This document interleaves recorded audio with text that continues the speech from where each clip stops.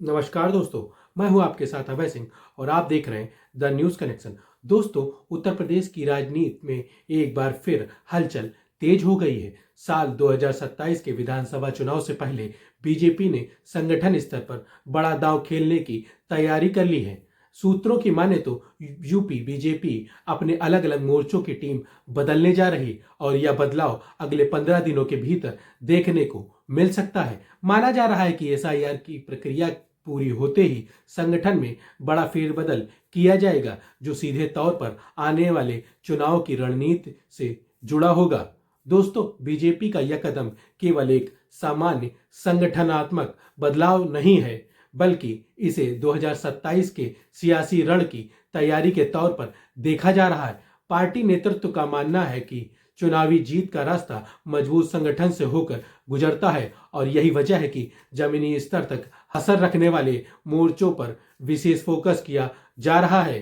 सूत्रों की माने तो अनुसूचित जाति मोर्चा, किसान मोर्चा, युवा मोर्चा, महिला मोर्चा समेत पार्टी के कई अन्य मोर्चों के अध्यक्षों और टीम के सदस्यों को बदला जा सकता है। अनुमान है कि 30 से 40% तक पदाधिकारियों में बदलाव संभव है। पार्टी चाहती है कि नए चेहरे, नई ऊर्जा और नए सामाजिक समीकरणों के साथ संगठन को चुनावी मोड में डाला जाए। दोस्तों, सबसे अहम बात यह है कि यह पूरी प्रक्रिया 28 फरवरी से पहले पूरी होने की प्रबल संभावना है। इसके बाद बीजेपी पूरी तरह चुनावी मोड में आ जाएगी, यानी संगठनात्मक बदलाव के तुरंत बाद पार्टी पंचायत चुनाव, विधान परिषद के शिक्षक और स्नातक कोटे की सीटों और फिर 2027 के विधानसभा चुनाव पर फोकस करेगी। अब सवाल उठता है कि बीजेपी इस बदलाव के जरिए क्या साधना चाहती है।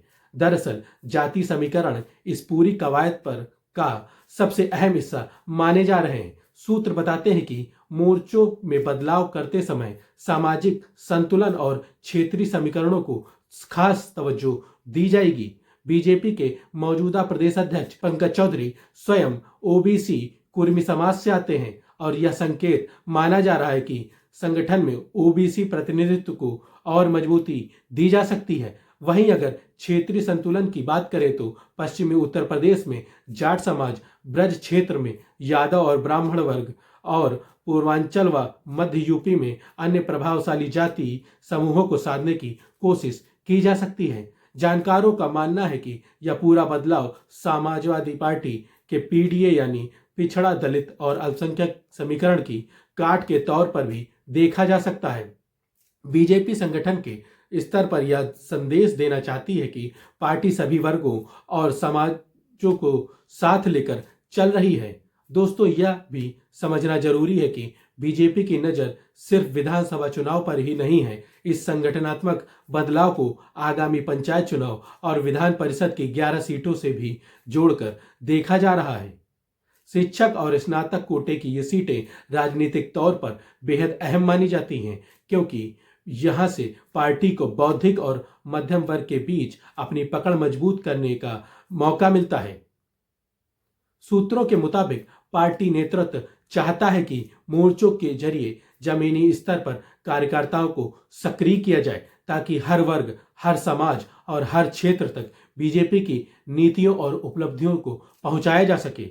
यही वजह है कि युवा मोर्चा और महिला मोर्चा जैसे संगठनों पर विशेष ध्यान दिया जा रहा है, क्योंकि ये सीधे तौर पर बड़े वोट बैंक को प्रभावित करते हैं।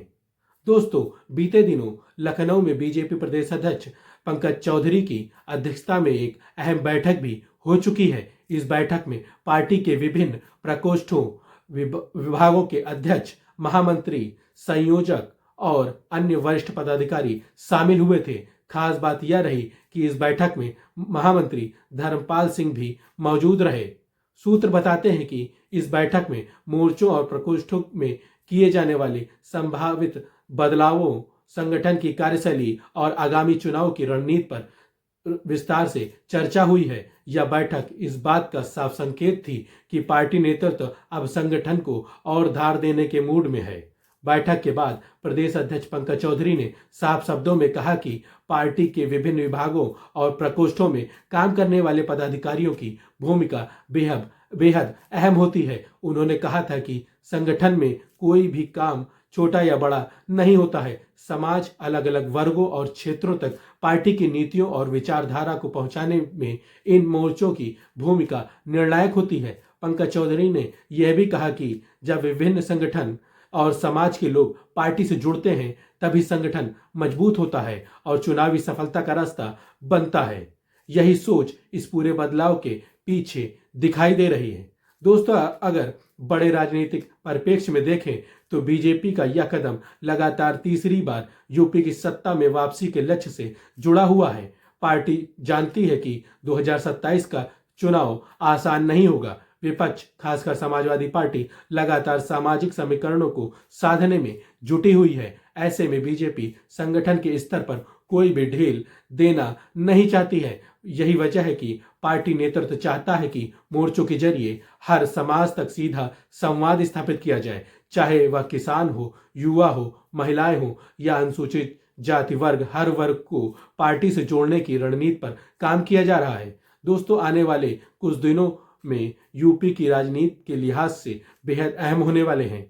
अगर सूत्रों की माने तो अगले 2 हफ्तों में बीजेपी संगठन में बड़ा बदलाव देखने को मिल सकता है। ये बदलाव न सिर्फ नाम तक सीमित होंगे बल्कि इसके पीछे एक गहरी राजनीतिक रणनीति भी छुपी होगी। अब देखना दिलचस्प होगा कि बीजेपी इस संगठनात्मक बदलाव के जरिए 2027 के चुनावी मैदान में कितनी मजबूती से उतरती है और क्या यह रणनीति विपक्ष के सियासी समीकरणों पर भारी पड़ पाएगी या नहीं। फिलहाल इतना ही। दोस्तों, आप देखते रहिए द न्यूज़ कनेक्शन।